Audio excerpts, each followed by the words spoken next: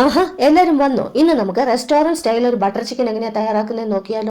അതിനായിട്ട് നമുക്ക് 1/2 കിലോ ചിക്കനിൽ മഞ്ഞൾപ്പൊടി, ഗരം മസാലപ്പൊടി, മുളക് പൊടി, കുരുമുളക് പൊടി, ഉപ്പ്, ഇഞ്ചി വെളുത്തുള്ളി പേസ്റ്റ്, നാരങ്ങ നീര്, തൈര് എല്ലാം കൂടെ ഇട്ട് നന്നായി മിക്സ് ചെയ്ത് നമുക്ക് 1 മണിക്കൂർ മാറ്റി വയ്ക്കാം.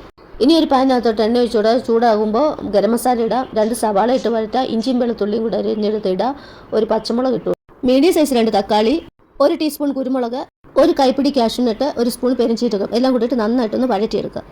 ഇനി നമുക്ക് പൊടികൾ ഇട്ട് കൊടുക്കാം. മഞ്ഞൾപ്പൊടി, മല്ലിപ്പൊടി, മുളക് പൊടി, ഗരം മസാലപ്പൊടി എല്ലാം കൂടി ഇട്ട് നന്നായിട്ടൊന്ന് വഴറ്റാം, പച്ചമണം മാറുന്നിടം വരെ. ഇനി നമുക്ക് ഇത്രയും ബട്ടറും കൂടി ഇട്ട് കൊടുത്ത് അത് മെൽറ്റ് ആകുന്നിടം വരെ ഒന്ന് വഴറ്റാമേ. ബട്ടറെല്ലാം നന്നായി മെൽറ്റായി വന്നിട്ടുണ്ട്. ഇനി ഞാൻ ഇതിന് ചാറിന് ആവശ്യമായ വെള്ളം കൂടി ഒഴിച്ചു കൊടുത്ത് നന്നായിട്ടൊന്ന് മിക്സ് ചെയ്തതിന് ശേഷം ആവശ്യത്തിനുള്ള ഉപ്പും കൂടി ഇട്ടിട്ട് നമുക്ക് അടച്ചു വെച്ചൊന്ന് തിളപ്പിച്ചെടുക്കാം. തിളപ്പിച്ച ഈ മിശ്രിതം തണുത്തതിന് ശേഷം മിക്സിയുടെ ജാറിലിട്ട് അരച്ചെടുത്ത് മാറ്റി വയ്ക്കാം. ഇനി നമ്മൾ മുമ്പേ മസാല പുരട്ടി വെച്ച ചിക്കൻ ഒന്ന് വറുത്തെടുക്കാം.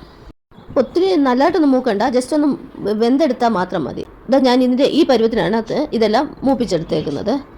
അങ്ങനെ നമ്മുടെ ചിക്കനെല്ലാം ഇവിടെ ഞാൻ വറുത്തെടുത്ത് മാറ്റി വെച്ചിട്ടുണ്ട്. ഇനി ഞാൻ അതേ സെയിം പാനിനകത്തോട്ട് തന്നെ കുറച്ച് ബട്ടർ ഇട്ട് കൊടുക്കാം. ബട്ടർ ഒന്ന് മെൽറ്റായി കഴിയുമ്പോൾ മുമ്പേ നമ്മൾ വഴറ്റി അരച്ചു വെച്ച മിശ്രിതമില്ല, അതും കൂടെ ഒഴിച്ചു കൊടുക്കാം. അതിനുശേഷം നമ്മൾ വറുത്ത് വെച്ച ചിക്കനും കൂടെ ഇട്ട് നന്നായിട്ടൊന്ന് മിക്സ് ചെയ്യുക. ഈ സമയം ഉപ്പ് നോക്കാം, ആവശ്യമുണ്ടെങ്കിൽ ഇട്ട് കൊടുക്കാം. ഇനി നമുക്ക് കുറച്ച് മല്ലിയിലയും കൂടെ ഇട്ട് നന്നായിട്ടൊന്ന് തിളപ്പിച്ചെടുക്കാമേ. ഇത് നന്നായിട്ട് തിളച്ച് വന്നിട്ടുണ്ട്.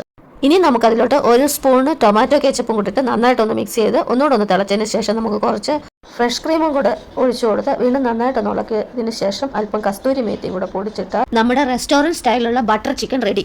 അപ്പോൾ ഇത്രയേ ഉള്ളൂ ഇന്നത്തെ വീഡിയോ.